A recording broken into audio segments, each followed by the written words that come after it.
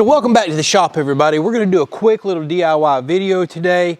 My little puppy Ruger has been hanging out with me out here at the shop the last couple of weeks while I'm building a bunch of stuff for the house, building our stairs and everything else. And well, let's just say he gets bored. So I want to make one of those tug toys that I'm constantly seeing. I got on Amazon, priced them, said, oh no, I'm not paying that much, especially being that I have the majority of stuff here. Picked up a couple things, I'm going to tell you about it. We're going to try to make one of those stake in the ground, movable dog tug toys. So there's a million ways we can go about this, but let's keep it DIY friendly. Let's keep it affordable, and let's use some of the stuff that we already have in the shop. That's what DIY is all about, right? So I did go by Lowe's and picked up one of these swivels. I paid, I think, $4 and something for this. It just made sense. I want something that'll move around and the rope will not wrap around our pipe. You can pick up one of these carriage bolts at Tractor Supply is where I get my stuff because they actually allow you to weigh bolts, nuts, and things like this. It's so much cheaper. But if you're already at Lowe's, for example, you can buy it there. But a 1/2-inch carriage bolt, one already had laying around. You don't need one this long. 1/2-inch washer, and 2 1/2-inch nuts. You can pick all this up for a couple of dollars at Tractor Supply. A little bit more Lowe's. Next, you'll need some sort of heavy-duty rope that your dog can't break. I already have quite a bit here, so we're going to use what I have, but I priced some of the larger rope. Now it's kind of like a nylon rope at Lowe's, for example. Cheap looking stuff, but it looks like it matches a dog tug toy great. It was 33 cents a foot. Grab you 5, 6, 7 feet of that. Some sort of dog tug toy. I picked this one up at Walmart. We've already had it for a while for $5. All right, a piece of rebar. You can already pick this up pre-cut at Lowe's or at Tractor Supply. Home Depot probably has it too. And some sort of PVC pipe. I happen to have some electrical conduit pipe, 3/4 inch size. You can get 3/4 inch PVC if you want. So honestly, I priced all this for less than 20 bucks. You could go buy all this if you shop smart. For me, I've got far less than that in it because I already have the majority of this stuff laying around. So I think you can see where we're going. The piece of rebar is what you beat and stake into the ground. The 3/4 inch pipe slides perfectly over it, so you can pull this up, move it anywhere you want. I'm gonna cut this, let's just say, somewhere around 5 feet up here. So I've already made one of these, and the first thing that I noticed was if you just tie a rope up here and maybe screw it in, well, eventually your dog's just gonna run around. The rope's gonna, twist around this and kind of just lock solid. Then the dog's kind of sitting there wondering why I can't run out with my tug toy. That's why I invested a few dollars in a swivel that can go all the way around up top. So the reason I went with 1/2-inch bolts was because 1/2-inch almost fits perfectly inside this 3/4 inch pipe. And a snug fit's just what we want. So I'm gonna take this carriage bolt and slide this swivel over it. Take 1 1/2-inch washer, slide up there, and then I'm going to thread on 2 of these nuts right here. One all the way toward the top, one toward the bottom.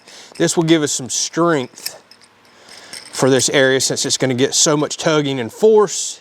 And putting 2 nuts on here should keep this from ever pulling out. I'm about to show y'all why. So I'm gonna take a heat gun here and heat up the top 7 to 8 inches of this pipe. It'll get nice and pliable. Then we can just push that bolt right down on the inside here with those nuts that are on it.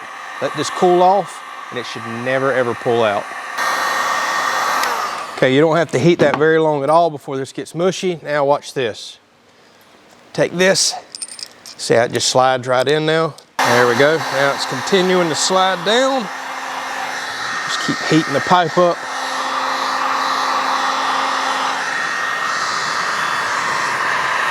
There it goes, sliding a little more.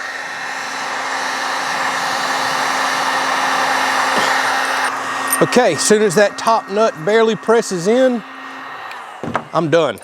We're gonna let this cool off for a minute. Get everything nice and straight, and once it cools off, kind of goes back to original form, you're not going to pull this out at all.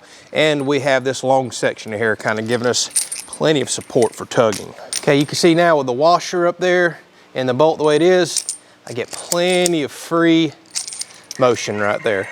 Okay, so now I'll take a piece of this rope, tie it through my swivel. I'll just do a couple of overhand knots, trim the excess, then hit that with a torch so it melts right back in, locks in, doesn't go anywhere. Now there's different ways you can do this. You can leave a short piece of rope and leave your toy hanging up high. I kind of think dogs do like that. Or you can run a long piece all the way out and give your dog more room to kind of get back, stretch, and pull.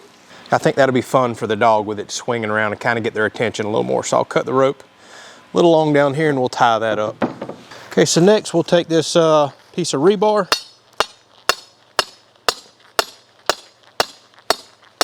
And beat it down at least about a foot in the ground.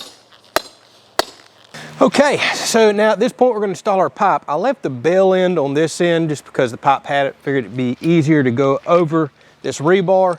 And I would make sure you leave the rebar sticking out close to 2 feet. That way you don't have to worry about the pipe actually slipping off. If you had it shorter, there's a potential for that whenever you get some tugging and pulling.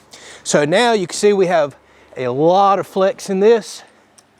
And because we have the swivel up top, the rope does not just sit here and spin around like this. If you don't put the swivel in, that's exactly what's going to happen. Dog's going to lose interest because it can no longer actually tug it. So for just a few minutes of my time and a few dollars right here, I have a fun tug toy for my puppy to play with. So if you have a larger, more aggressive dog, I would recommend going ahead and doing this setup and get the next size pipe up. Slide it over this one so you have 2 there. That's really going to increase the strength here and keep your larger dog from potentially busting off this PVC. Although the PVC has a heck of a lot of flex in it. All right, here comes my puppy. The first time with this tug toy. Let's see if he likes it. What you think about that? What do you think about that? What about that? What you think? Hey, look, watch this. Ooh, look at that. Get that thing, get it. Uh-huh. Now, go ahead, move out there, find out that it tugs back. There we go, yep. What you think about that, buddy? See, I think leaving it up high like that where the toy swings away from them will make them want to start going and chasing it. If you left the rope too long to where it drags on the ground, I don't think it's as interactive with the dog. By the way, he just woke up from a nap, so I don't know if he's too playful. What you think? What you think about that, huh? Huh? What you think about that, huh? Uh-huh. See, it pulls back.